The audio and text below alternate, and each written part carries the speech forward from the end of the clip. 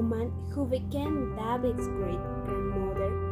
Her history is found in the book that bears her name. The history of Ruth takes place approximately around the year 1000 BC, and its name has the meaning of company or friendship, which correctly represents its character.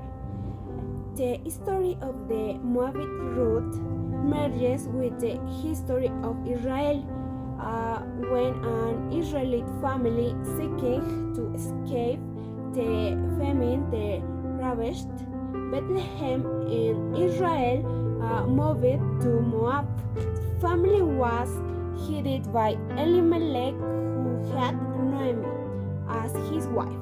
This couple had two sons named Mahlon and Chilion.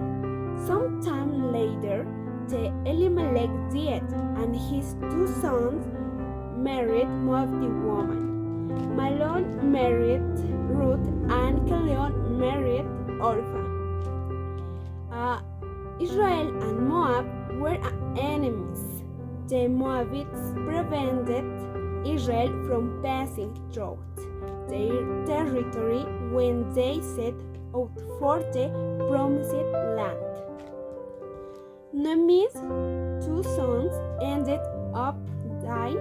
The Ruth, Naomi, and Orpah ended up being widows. In Moab, being a widow at that time meant facing hunger and great hardship. Many sought to take advantage of them, and their only way out was to trust in God. Ruth's coexistence with Naomi somehow brought Ruth closer to God after Naomi heard that there was food in Bethlehem. Naomi decided to return to Israel, where she had come from. Ruth decided to accompany her mother-in-law, and it was at that moment that she declared her faith and her commitment to Naomi. She said, "Don't beg me to leave you and love apart from you, for wherever you go, I will go, and wherever you live, I will live. Your people will be my people, and your God my God." Once in Bethlehem, Ruth took the initiative to seek her and Naomi's livelihood.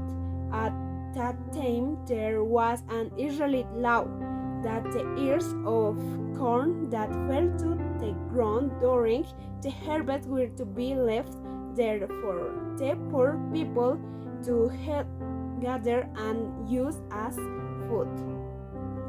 The purpose of this law was so that the poor could find food, and that is how Ruth found a way to feed himself and his mother-in-law. Ruth ended up going to pick up right in the land of Boaz, the man who was her legitimate redeemer. Ruth's choice to go to that land, even though it was random, showed that God was watching over her. Ruth soon caught the attention of Boaz. The foreman told Boaz that Ruth had worked all day and only stopped to eat in the shelter, that it was a building that the farmers built, so they called it and rest near the crops. During their work, Boaz was very kind to Ruth and allowed her to pick right away along with hers who worked for him.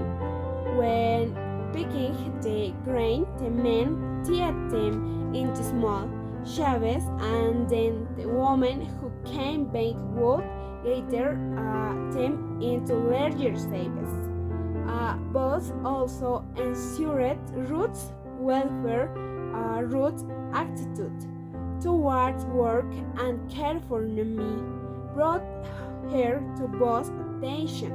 Boaz, knowing Ruth's kindness towards Naomi, was ready to help her in every situation. Ruth proved to be very knowledgeable in front of Boaz. Some time later, Naomi told Ruth to remarry and suggested that she seek to marry Boaz, since he was a kinsman redeemer. A kinsman redeemer was a close relative who was supposed to help in hardship. Ruth then cleaned herself and went to Boaz, who was tending to his crops. Ruth lay down at Boaz's feet. When Boaz woke up, Ruth explained the situation and asked Boaz to marry. Faced with this situation, Boaz was willing to take action to help her and became the redeemer of Ruth. And for Naomi, Ruth she turned out to be more than a daughter-in-law. She was like a daughter. She offered company, support, dedication, without expecting anything in return. God rewarded her for her faithfulness and in the end gave her a good husband and new family.